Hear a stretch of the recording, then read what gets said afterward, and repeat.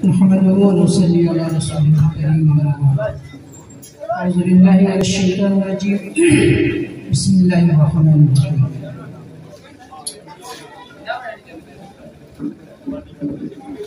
फबिअय्यि आलाइ रब्बिकुमा तुकज़्ज़िबान सदक़ल्लाहुल अज़ीम।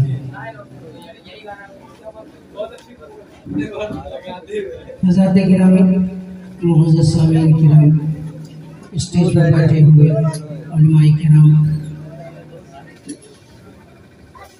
आज की ये मजलिस वाने दस्तारबंदी हुफ़ाज़ किराम व हाफ़िज़ किराम मुनक़्क़द की गई है, जिसमें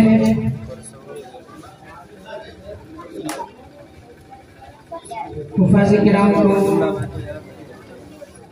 दस्तार दी जाएगी, सनद दी जाएगी और हज़रत अब्दुल्ला शाह करीमी अवार्ड दिया।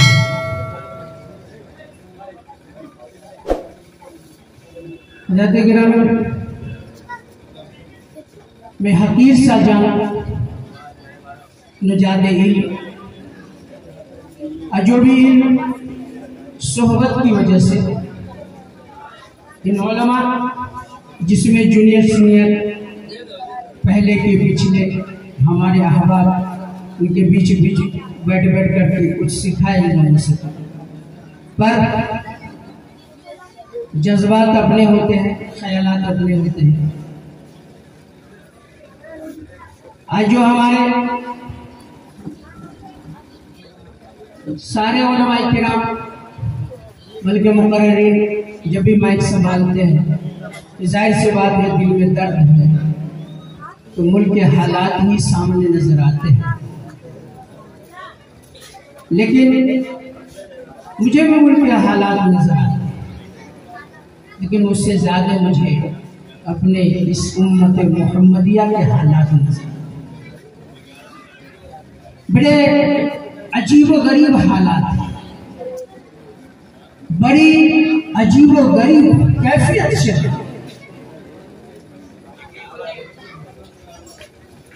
देखिए मेहमान है, बैठाया जाए।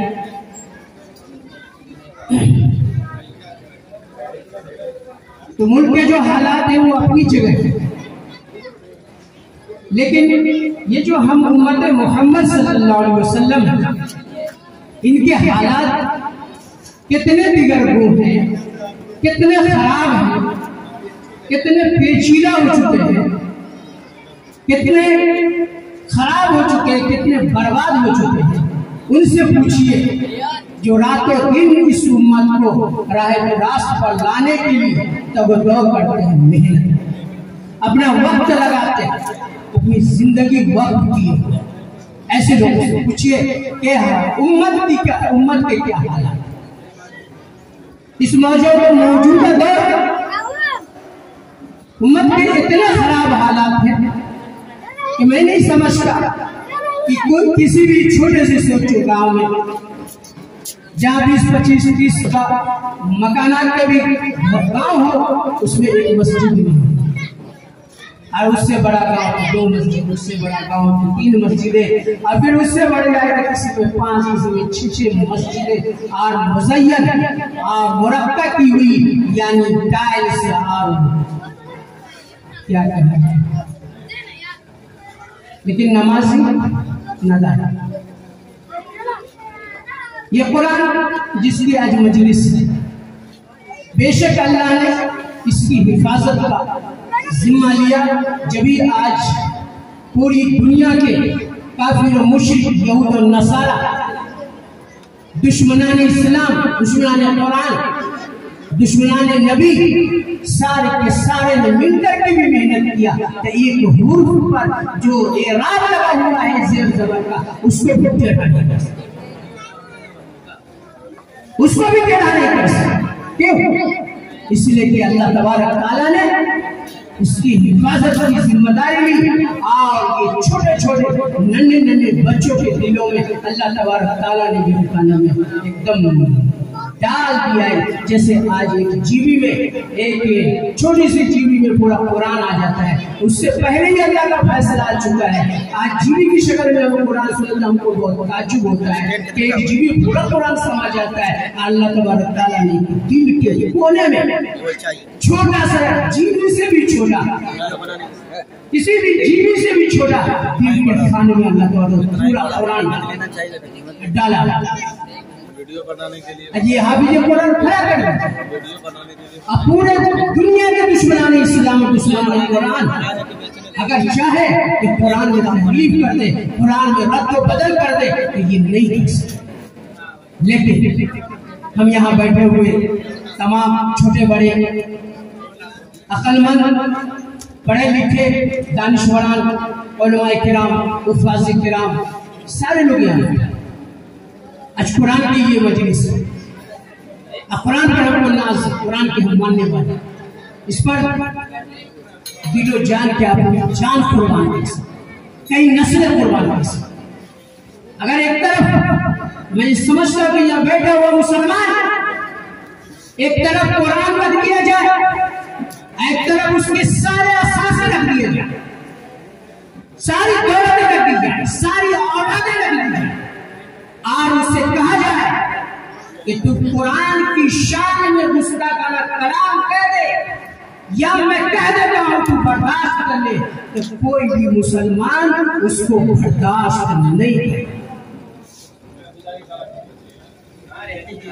रसूलुल्लाह सल्लल्लाहु अलैहि वसल्लम की शान अज़मत हमारे दिलों में इतनी है कि अगर हमसे पूरे जिस्म का खून निचोड़ के मांग लिया जाए और अल्लाह के रसूल सल्लल्लाहु अलैहि वसल्लम की शान में अदनी सी गुस्ताखी की भी इजाजत कोई काफिर व मुशरिक या कोई दुश्मनान इस्लाम, दुश्मनान नबी अगर मांगे तो हमें इजाजत नहीं। लेकिन ये कुरान हम तमाम लोगों के घर में, मैं बुनियादी बातें बताता रहता हूं, मुझे कड़वी लग सकती है, लेकिन कड़वी किस बात? कुरान तो खुद ही आपको सारा पता है। लेकिन कुरान हम तमाम लोगों के घर में, हम अपने बच्चों को भी पढ़ाने की कोशिश करते हैं कि कम से कम कुरान पढ़ लेगा। अगर स्कूल में नहीं पढ़ता है तो साइड से उस्ताद कुरान पढ़ा। मगर आज मैं इस पूरे में से पूछना चाहता हूं, चाहे उलमा, हुफ़ाज़ किराम है या दानिशवरान है या इतनी छोटी सी बातें भी समझ सकने वाले लोग जो यहाँ बैठे हुए हैं, मैं उनसे पूछना चाहता हूँ कि इस कुरान पर अमल कौन करेगा? क्या इसके न मानने वाला अमल करेगा या मानने वाला अमल? मैं ये पूछना चाहता हूँ पूरे मजलिस से, और जहां तक मेरी आवाज जा रही हूँ तमाम लोगों से पूछना चाहता हूँ इस पर अमल कौन करेगा?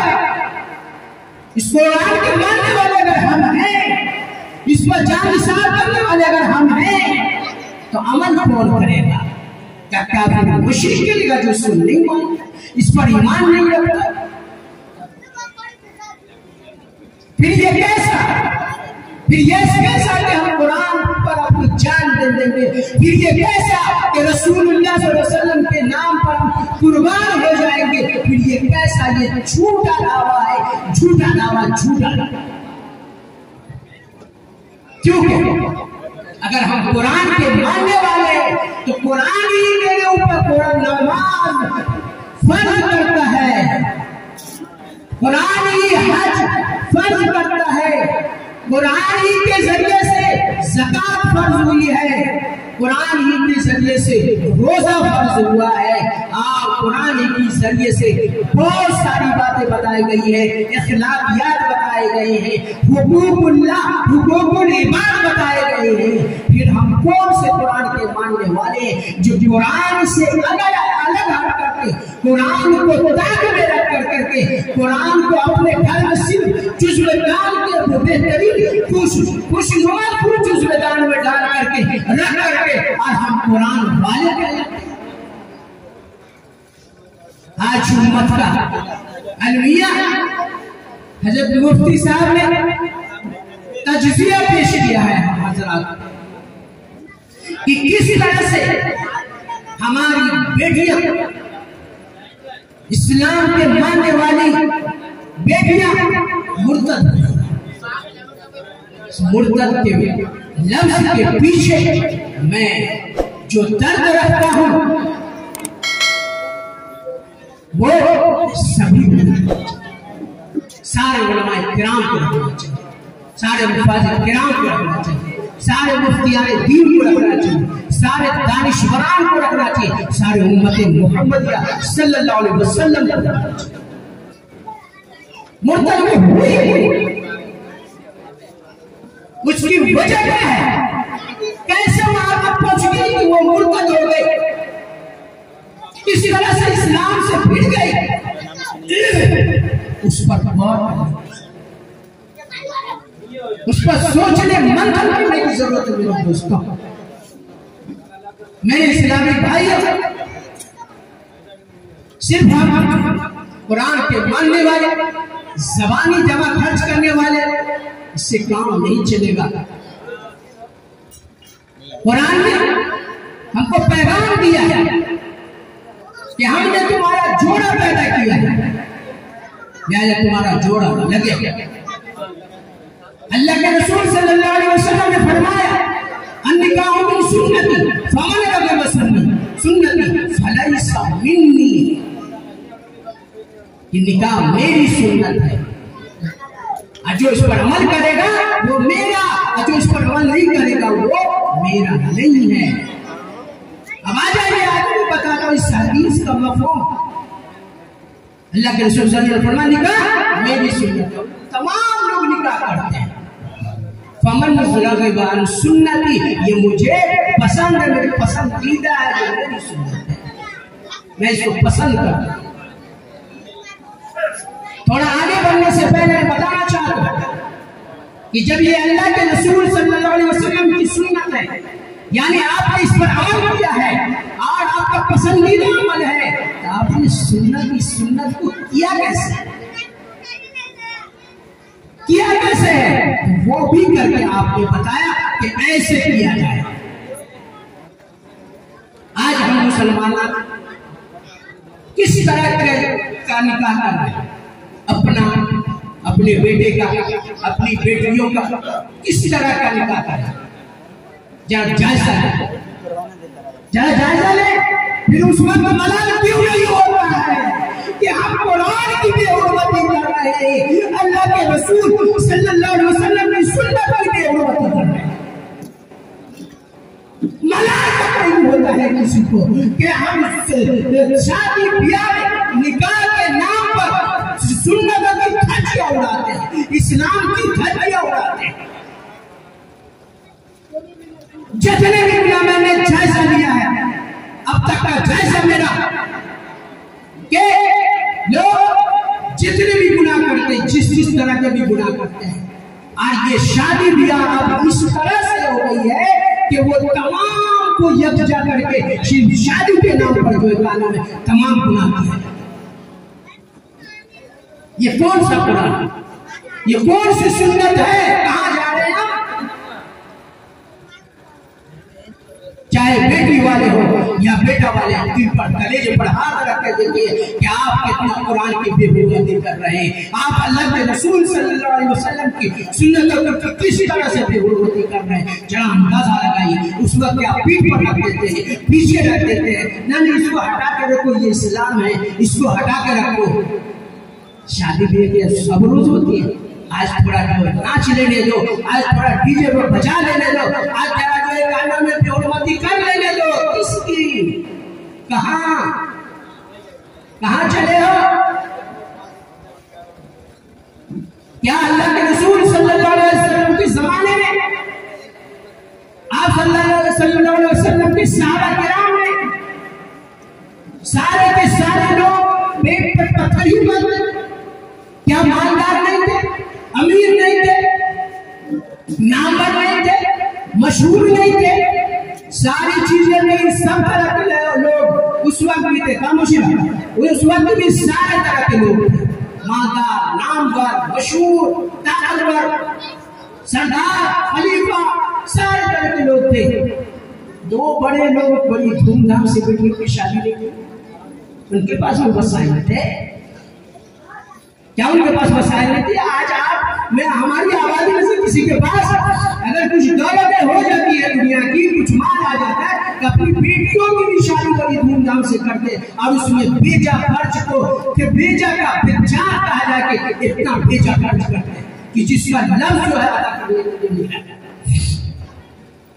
और ये शान बढ़ाई जाती है कि मैं बड़ा आदमी हूं, अगर इस शान से बेटी की शादी नहीं करूंगा, इस धूमधाम से शादी नहीं करूंगा बेटी की, तो क्या कहेगा समाज का लोग? अरे जरा कलेजे पे हाथ रख लेता कि कुरान तुझे क्या कह रहा है, अल्लाह तबारक तआला बेटा देख रहा है, तू वो क्या कर रहा है? तेरे नबी जनाब मोहम्मद रसूलुल्लाह सल्लल्लाहु अलैहि वसल्लम ने जिस नबी जिसे निकाह को आसान किया था, उसी निकाह को तुमने इतना भारी कर दिया कि आज गरीबों की बेटियों की जो है मुर्तद होने पर मजबूर हो रही है, दूसरों के साथ जाने पर मजबूर हो रही है, घर में प्रेशर पड़ी है,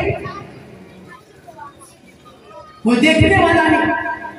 एक मालदार आदमी आबादी का कई लाख रुपया जो है अपनी बेटी की शादी में करता है। बेटी वालों की बात कर रहा हूं, बेटा को छोड़ो, बेटी वालों की बात।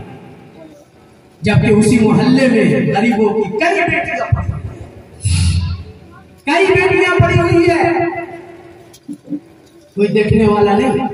चली जाएगी उसकी बेटी, चली जाएगी, समाज में कुछ कर रही उसकी बेटी कर दिया, मेरा क्या है? नहीं भैया, जरा अकल पर इस पर हाथ रखो। मैंने हर गांव में देखा है, बिल्कुल पड़ोई में देखा है कि गांव की बड़ी फिक्र रहती है, मेरा गांव।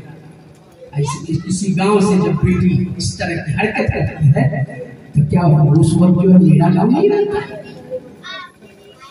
उस वक्त तो सिर्फ की बेटी है, फलाने की बेटी है, सका हम भी चर्चा करके बैठ गए, हम भी जो चर्चा करके चौधरी होटल पर बैठे, फलाने की बेटी है। तुम सभी हम सभी घटिया हो जो ये नौबत आई, हमने वहां तक पहुंचा दिया कि उसकी शादी नहीं हो रही है, ठोकरे उसको दे रहा है, जिसकी बुनियाद पर ये मौका आया उसने इस हरकत के जिम्मेदार हम तमाम अंदाजा लगा। अगर मेरे नौजवानों, मुट्ठी भर नौजवानों, अगर आज भी आप इस काम को ले लो अपने सरों, ये उलमा किराम, मैं आपसे भी गुजारिश करता हूं, आपसे कि अगर ले ले आप अपने जिम्मे इस काम कि जहाँ गैर शरई शादी होती है उसमें शामिल नहीं होना है, गैर सुन्नत तरीके से निकाह हो रहा है उसका निकाह नहीं पढ़ाना है, तो देखिए ये उम्मत कैसे नहीं सुधरती। ये उम्मत तो प्यासी है, हमेशा हर दौर में प्यासी नहीं है, हर दौर में अल्लाह तबारक तआला ने इसको जो है रहनुमा दिया है, इसको जो है क्या नाम है, इसकी प्यास बुझाने वाला दिया है। लिहाजा आज के इस दौर के हमारे उलमा किराम जो गाने में इस प्यास को बुझाने वाले हैं। आज जरूरत इस बात की कि हम सुन्नत तरीके से अपने बेटा और बेटी का निकाह करें, वरना मैं तो आपको कुछ नहीं कर सकूंगा। ना आज के दौर के उलमा किराम जिन्होंने अपना कपड़ा ढाल लिया, अपने तक महदूद हो गए, भैया आपको जो करना है कौन जाएगा आपसे बेइज्जत होने? बोलो, कल क़यामत के दिन जवाब दे कि ये इतनी बड़ी परेशानी उम्मत को, आबादी जो है, मैं खुद यहाँ बैठा, मेरा तजर्बा, अगर महीने में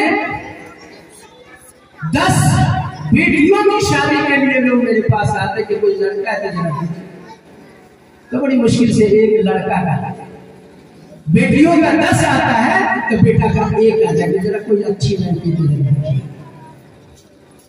जी महीने में कभी कभी तो ज्यादा भी होता। इसलिए मेरे नौजवानों, मेरे गार्जियनों, मेरे बुजुर्गों को आज जरूरत है, आज इस जरूरत पर गौर नहीं किया जाएगा तो जितनी पस्ती की तरफ जितना हम जा चुके हैं उससे भी ज्यादा पस्ती की तरफ जाएंगे। मुल्क के हालात अपनी जगह है, मुफ्ती साहब ने कहा कि मुल्क के हालात अपनी जगह रहे, लेकिन अगर हम कुरान को पकड़ के रहेंगे, वो कुरान के आमिल रहेंगे, कुरान पर अमल करने वाले रहेंगे, तो हमें कोई कुछ नहीं कर सकता। अरे हम तो वहां से उठे जहां कोई था नहीं, जहां कोई नहीं था वहां अल्लाह ने एक को भेजा, एक को भेजा। पूरी दुनिया में आज इस मजहब को मानने वाला, अल्लाह की वहदानियत को मानने वाला, कुरान को मानने वाला, रसूल को मानने वाला पूरी दुनिया में। आज मैं अपने नौजवानों से ये कहता हूं, आज भी तकाजा करता हूं कि आप उठो, रूह जब बेदार होती है नौजवानों में, रूह जब बेदार होती है नौजवानों में तो मंजिल खुद नजर आती है आसमान। अगर आप तैयार हो गए तो आपसे ये काम लिया जा सकता है। अल्लाह तबारक ताला आपसे ये काम ले लेगा, आप हिम्मत तो। आप कुछ नौजवानों ने, हमारे इस इलाके के कुछ नौजवानों ने हिम्मत जताई है। ये कुछ दिन हो रहा मैंने अमली काम शुरू करने का तहैया किया, जिस पर मैं काम कर भी रहा। तहफ़्फ़ुज़ बिन्ते हव्वा के नाम से मैंने काम शुरू किया। इसमें एक फॉर्म मैंने बनाया जिसमें ये है कि आप अपनी खुशी से, अपनी रजामंदी से, अपनी दिली खुशी से ये अहद करें कि इंशाअल्लाह मैं अपना निकाह जो है सुन्नत रसूलुल्लाह सल्लल्लाहु अलैहि वसल्लम की और तरीके से, उसमें अल्हम्दुलिल्लाह ये इतने फॉर्म कागज की शक्ल में मेरे पास है। इतने नौजवानों ने 20 ब्लॉक के या इस इतराफ के जानब मेरा जो है गया है, मेरा ताल्लुक किया है। इतने नौजवानों ने वादा किया है अपनी खुशी से कि इंशाअल्लाह मैं अपना निकाह सुन्नत रसूलुल्लाह के मुताबिक करूंगा। और बहुत सारे व्हाट्सएप पर मेरे पास जो है गाना में, यहाँ अल्हम्दुलिल्लाह मैंने ये बिहार में काम शुरू किया है, कलकत्ता में भी ये काम हो रहा है, महाराष्ट्र में भी ये काम। लिहाजा मैं गुजारिश करूंगा अपने नौजवानों से कि आप तहैया करो। उलमा के नाम बैठे कभी पूछ सकते हैं, और मैं आला कहने जा रहा कि अल्लाह तबारक ताला ने वालिदैन माँ बाप की खिदमत, उसके हुक्म, उसकी इज्जत और एहतराम के लिए यहाँ तक है कि अगर वो काफिर मुशरिक यहूद और नसारा हो तो भी उनकी इज्जत और एहतराम हो। लेकिन जब इस्लाम आ जाए, जब अल्लाह और अल्लाह के रसूल की बात आ जाए तो आप उनसे अलग हो जाए। आज तो हम समाज से भी अलग नहीं हो पाते। समाज क्या कहेगा, खानदान क्या कहेगा, भला से जब रसूलुल्लाह की जो गानों में सुन्नत की पामाली हो जाए उससे कोई फर्क नहीं पड़ता, लेकिन समाज क्या कहेगा, समाज को लेकर चलना है ना। आज हम यहाँ तक पहुंचे, यहाँ तक हमारी बदहाली पहुंची है, यहाँ तक हमारी बदआमाली पहुंची है, यहाँ तक हमारी जो सोच की पस्ती पहुंची है कि हम समाज की अहमियत तो देते हैं लेकिन रसूलुल्लाह की सुन्नत की नहीं, कुरान के हुक्म की नहीं। उलमा किराम बैठे बता दे कहीं कुरान पे लिखा हुआ, कुरान में लिखा हुआ कहीं, पूरे कुरान में कहीं लिखा हुआ बारात लेके जाएगा, बेटी वालों से मांगा जाए, बेटी वालों को तंग किया जाए, बेटी वालों पर प्रेशर डाला जाए, बेटी वालों से तकाजा किया जाए कि खाना इस तरह का खाऊंगा। या वो बेटी वालों से मैं पूछना चाहता हूँ, क्या आपको कहीं से मिल गया क्या कि अल्लाह ने दिया है तो बेटी पर अच्छा कर है कहीं का? अगर है तो भैया, अगर किसी को मिल गया किसी आलिम से तो मुझे जरूर व्हाट्सएप करना, या मुझे मैसेज या खत लिख के भेजना या फोन करके कहना। आप समाज में बैठे हुए हमारे भाइयों, हो सकता है आपको लगावा गुजरता हो, लेकिन ये हक है इसलिए मैं कह रहा हूं। ये बहुत बड़ा दर्द है इसलिए मैं कह रहा हूं, ये बहुत बड़ा दर्द है। आज तो बहुत बड़ा चैलेंज इस चैलेंज को आपको कबूल करना, हमारे नौजवानों को कबूल करना। एक तरफ अगर मैदान एक कारजार हो, लड़ाई का मैदान हो, दूसरी तरफ हम हो तो हम तो तलवार से या जो भी औजार है उससे लड़ा जाएगा। लेकिन ये जो मैदान एक कारजार है, ये जो लड़ाई है, ये अंदरूनी है। इस पर लड़ने के लिए हिम्मत जुटाने की जरूरत है। हमारे नौजवान जब अल्लाह और अल्लाह के रसूल की बात आ रही है, अपने वालिदैन की बात छोड़ दो। अगर वो गलत कहते हैं, इस्लाम के खिलाफ कहते हैं, क्योंकि सबसे आगे अल्लाह और अल्लाह के रसूल, उसके बाद माँ बाप, अल्लाह और अल्लाह के रसूल से पहले किसी भी अहमियत में कहीं पर नहीं। इसलिए मेरे दोस्तों, मैं ये पैगाम काजी शहर के सामने देना चाह रहा था, लेकिन उनको जरूरी परसूनी जाना था, बहरहाल वो तशरीफ लाएंगे। और हमारे नौजवान जो इससे जुड़े हुए हैं, तहफ़्फ़ुज़ बिन्ते हव्वा कमेटी का ये या एक सिलसिला चला है, बड़े जागरूक हुए हैं नौजवान अल्हम्दुलिल्लाह। सबसे तारीफ की बात है कि जब भी मैं मीटिंग रखता हूँ, ये जॉब दर जॉब आते हैं, अपना तेल जला के, अपना वक्त निकाल करके आते हैं और इसमें शामिल होकर के अपनी राय को सुनते हैं और उस पर अमल करने का। इसलिए मैं स्टेज पर बैठे हुए तमाम उलमा इकराम से ये गुजारिश करता हूँ, आप लोग फाल हैं, आप लोग जो है गाने मैदान में है, जहाँ बहुत सारा बोझ आपने लिया है, जहाँ बहुत सारा बोझ आपने लिया हुआ है, यहाँ ये बोझ को और शामिल कर लो। और जो है गाने में इस पर मेहनत की जरूरत है और परहेज करने की जरूरत है कि अगर कहीं जो है गाना सुन्नत के खिलाफ कोई तरीका अपनाया जा रहा है तो आप उससे गुरेज करें, आप उससे अलग आप ना जाए।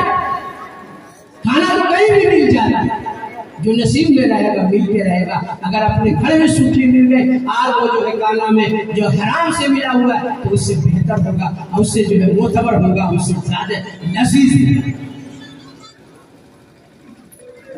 हज़रत किराम, हमारे खास मेहमान आने वाले हैं, बहुत दूर से आ रहे, 100 किलोमीटर से। मैं इस मेहमान के आने का मुंतज़िर हूँ और उस मेहमान के लिए भी मैं बता दूं वो कैसे मेहमान। हज़रत मास्टर कासिम साहब जो हकीकत में पहद्दी बेला के एड्रेस से जाने जाते हैं, उनके लड़का मौलाना काजी मोहम्मद आसिम साहब, उनका साहबजादा मुफ्ती मसीहुल्लाह कासिमी से मेरी बच्ची का निकाह 24 दिसंबर को हुआ।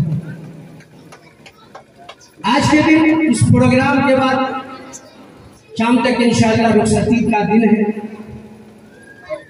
हज़रत मास्टर साहब को अपने यहाँ बुलाने की गरज से, नहीं तो ये जो प्रोग्राम है दस्तारबंदी का 10-12 मार्च को होना था, बुलाने की गरज से मैंने इस प्रोग्राम को इसमें जोड़ा, क्योंकि वो आना नहीं चाह रहा। वो आना इसलिए नहीं चाह रहे, जरा दिल खोल के देखिए, बड़े उलमा के नाम पर बहुत सारे लोग बड़ी आसानी से उंगली उठाते हैं। मौली साहब सब भी ऐसा, अरे मौली साहब जो होगा वो ऐसा नहीं करेगा, बचे वो बचना चाह रहे थे। तो मैं वहां जाऊंगा तो अपना खाना खाना, अरे मैं रुखसती का खाना खाते हैं। तो मैंने ये प्रोग्राम को उसमें जोड़ा और इसी रास्ते से मैंने उनको दावत दी। मेरे यहाँ जो 4 बच्चे, 3 बच्चियां, 4-5 बच्चियां हाफिज कुरान हुए, आप ऐसा करें कि आप उनके सर पर दस्तार बांध दे, आपके दस्त मुबारक से उनके सर पर दस्तार बन जाए तो मुसर्रत होगी। तो उन्होंने ये दावत कबूल की, लेकिन शायद अल्लाह को ये भी नहीं मंजूर था कि उनकी तबीयत बहुत ही ज्यादा अलील हो गई। परसों रात से बहुत ज्यादा तबीयत अलील हो गई, यहाँ तक कि मैंने अपने बड़े लड़का को भेजा भी था, मैंने अपना खत दे करके उनको भेजा। तो वो काफी जो है थके हुए, काफी परेशान, यहाँ तक 2-4 कदम भी चलने के लायक अभी नहीं रहे। लेकिन उनके लड़का मौलाना आसिम साहब और जो हमारे दामाद हुए हैं मुफ्ती मसीहुल्लाह कासिमी वो वगैरह, वो लोग आ रहे हैं, क्योंकि मसबत थोड़ी लंबी है, पहुंचने वाले हैं। तो उनके मैं ये चाहता हूँ कि उनके सामने जो है क्या नाम ये दस्तार बंदी का अमल दोहराया जाए। और उन्होंने, मैं कहूँगा आपको, उन्होंने ये जो निकाह हुआ है उन्होंने अभी तक 4 आना तो आजकल चलता नहीं है, लेकिन 4 आने का कोई बोझ मुझे नहीं है। मैं इस मजलिस में इसलिए बोल रहा हूँ, बोलने की जरूरत नहीं थी, लेकिन बोल इसलिए रहा हूँ कि इस पर अमल किया जा सकता है।